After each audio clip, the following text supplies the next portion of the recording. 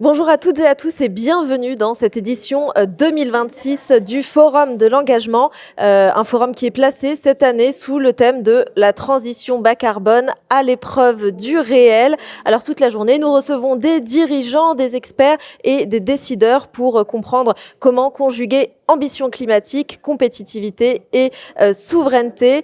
Et pour aborder tous ces sujets, eh bien, j'ai le plaisir d'accueillir Jean-Christophe Dallava. Bonjour. Bonjour Hélène. Vous êtes directeur général Europe de Boralex et vous participez aujourd'hui à une table ronde, la table ronde Industrie et transition bas carbone, transformer sans décrocher, tout un programme. Alors Jean-Christophe, on parle beaucoup de souveraineté énergétique depuis quelques années déjà. Boralex s'impose aujourd'hui comme un partenaire clé de la souveraineté. Alors concrètement, comment votre modèle permet d'offrir aux entreprises une énergie à la fois décarbonée, compétitive et sécurisé, puisque je crois que c'est le programme. Exactement, absolument. Donc, en deux mots, Boralex, donc on a un producteur d'énergie renouvelable. On le fait de manière très industrielle depuis 30 ans en France et on exploite une centaine de parcs. On emploie 300 personnes en France. Vous l'avez dit, on se positionne comme un partenaire. Alors, un partenaire des entreprises, mais aussi de la France et de l'industrie au sens large. Notre activité, le développement, le déploiement d'énergie renouvelable, la production au-delà de ça, contribue à cet enjeu de décarbonation, de souveraineté et de compétitivité. Comment finalement les énergies renouvelables vont aller au soutien du monde économique et de la souveraineté nationale française. Ce qu'il faut bien comprendre, c'est que plus vous déployez des énergies renouvelables, plus vous réduisez votre dépendance aux énergies fossiles, qui coûtent de l'argent. C'est 60 milliards d'importations de coûts pour la France en 2024. Donc, plus vous faites de renouvelables locales qui produisent sur les territoires et qui créent de la richesse et des retombées économiques positives, de l'emploi, des recettes fiscales pour les territoires, plus en même temps vous réduisez finalement la facture. L'autre aspect, c'est que on développe des chaînes qui sont résilientes, des chaînes d'approvisionnement qui sont majoritairement européennes et qui insensibilisent quelque part nos économies de plus en plus aux conflits qui peuvent se passer ça et là sur le globe. Alors j'ai parlé de l'État, mais les entreprises, évidemment, les solutions qu'on développe, on les propose aussi directement aux entreprises à travers des contrats d'achat d'électricité renouvelable qui permettent aux entreprises de sécuriser leur approvisionnement, d'être souverain finalement de sa propre facture énergétique avec de l'énergie décarbonée, un prix stable et compétitif sur la durée. Alors vous, justement, concrètement sur le terrain, vos équipes, quel type d'innovation elles déploient ? Alors, différents types d'innovations. Je dirais que le premier axe d'innovation, c'est repousser les limites de nos énergies. Qu'est-ce que je veux dire par là ? Sur le photovoltaïque, par exemple, vous pouvez avoir des conflits d'usage. Le photovoltaïque, c'est une énergie qui prend de la place. Comment on peut développer des nouveaux sites, produire de l'énergie, tout en évitant, d'une certaine manière, ces conflits d'usage ? Un exemple de ce que l'on a fait, c'est développer des centrales dites flottantes sur des anciennes gravières qui ont peu de valeur écologique, si vous voulez. Et donc, en installant, on donne une valeur énergétique à un site qui n'en avait pas. On développe aussi l'agrivoltaïque. Donc, comment je combine une activité agricole et de la production photovoltaïque. Ça, c'est un premier exemple. Un deuxième exemple, sur l'éolien cette fois-ci. Donc, on a des systèmes de protection qui vont arrêter les éoliennes dès qu'on voit un oiseau, dès qu'on voit un chiroptère qui va s'approcher des éoliennes. Ça permet à la fois de préserver la biodiversité, mais aussi de produire quand justement l'avifaune, ces oiseaux ne sont pas là. Donc ça, c'est un autre exemple d'innovation.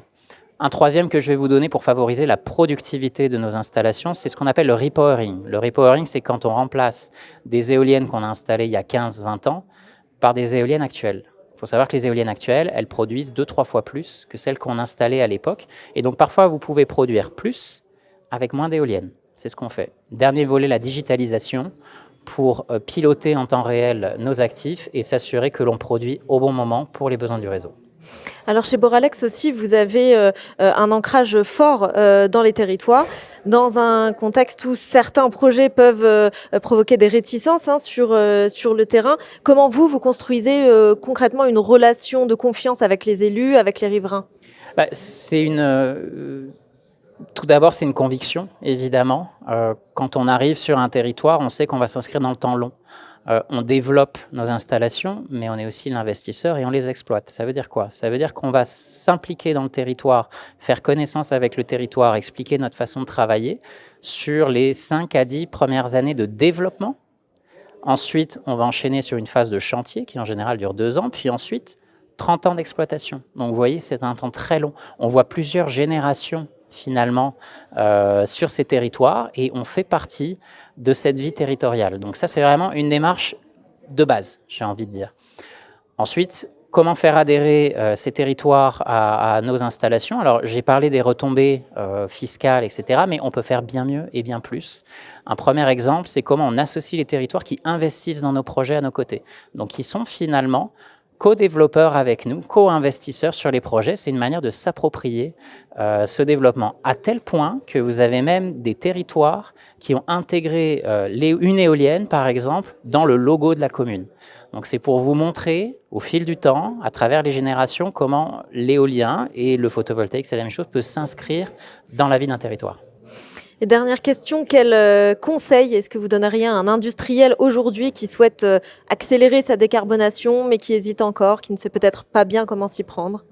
Je ne sais pas si je suis bien placé pour donner des conseils, mais écoutez, en tout cas, je pense qu'il y a une dynamique que l'on a observée chez nos clients, c'est la prise de conscience de la dimension stratégique et sociétale de l'énergie.